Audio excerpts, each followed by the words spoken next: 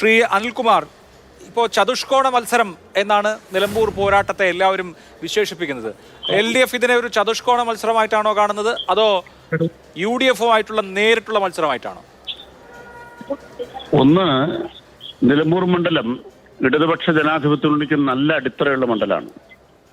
ഇവിടെ മുമ്പ് ആര്യയുടെ മുമ്പ് ദീർഘമായി 3 പതിറ്റാണ്ട് ജയിക്കാനിടയായ മണ്ഡലഘടന മാറി.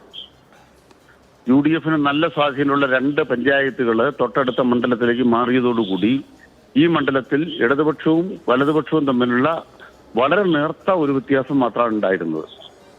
അത്തരമൊരു സാഹചര്യത്തിലാണ് 9 വർഷം മുമ്പ് ബഹുമാനപ്പെട്ട PV അൻവർ അദ്ദേഹം നിഷ്പക്ഷമായ വോട്ടുകൾ അല്ലെങ്കിൽ കോൺഗ്രസ് വിഭാഗത്തിൽപ്പെട്ട വോട്ടുകൾ കൂടി സമാഹരിച്ചുകൊണ്ട് ഈ മണ്ഡലം LDF-ന് അനുകൂലമാക്കുന്ന നീക്കമുണ്ടായത്.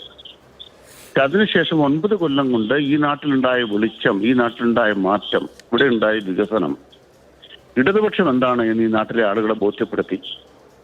അത് തുടരണമോ വേണ്ടയോ എന്ന ചോദ്യം മാത്രമാണ് നിലമ്പൂരിന് മുമ്പിലുള്ളത്.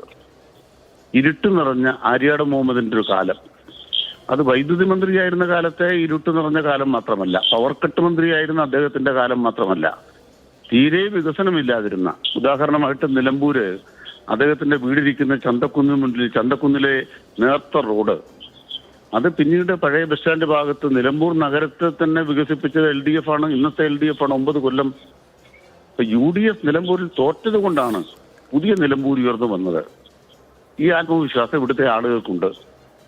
അതുകൊണ്ട് ഇടതുപക്ഷ ജനാധിപത്യ മുന്നണി വളരെ വളരെ വികസന കാര്യങ്ങൾ മുമ്പ് നിൽക്കുമ്പോഴാണ് സഖാവ് സ്വരാജ് മത്സരരംഗത്തേക്ക് വന്നത്.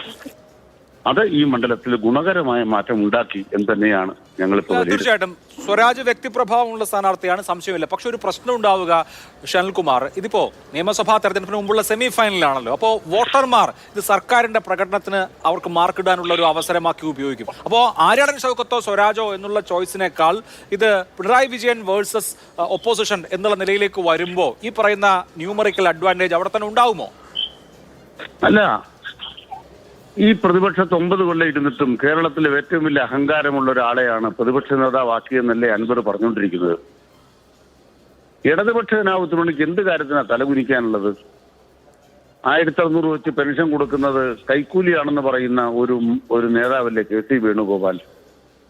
ഞങ്ങൾ ഡിഫൻസിലല്ല, വികസനം എന്ന് പറയുന്ന കാര്യത്തിൽ ഞങ്ങൾ ഡിഫൻസിലല്ല, ഞങ്ങൾ ഒഫൻസിലാണ്.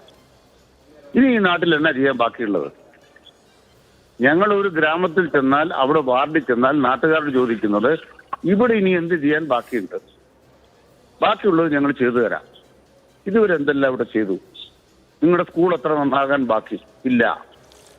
നിങ്ങളുടെ ആശുപത്രികൾ എത്ര എണ്ണം നന്നാകാൻ ബാക്കി? ഇല്ല. ഇവിടുത്തെ പ്രധാനപ്പെട്ട റോഡുകൾ ബാക്കി ഇല്ല. അൻവർ രാജിവെച്ച ശേഷം 600 കോടി രൂപയാണ് ഈ മണ്ഡലത്തിന് കിട്ടിയത്. ഇതൊക്കെ നാട്ടിൽ പറയുമ്പോൾ എന്തൊരു ആത്മവിശ്വാസമാണ്. 2000 കോടിയിലേറെ വികസനം നടന്ന സ്ഥലത്ത് ആളുകൾ വോട്ട് ചെയ്യുന്ന സർക്കാരിന് അനുകൂലമായിട്ടല്ലാണ്ട് പിന്നെ ആർക്ക് അനുകൂലമായിട്ടാണ്?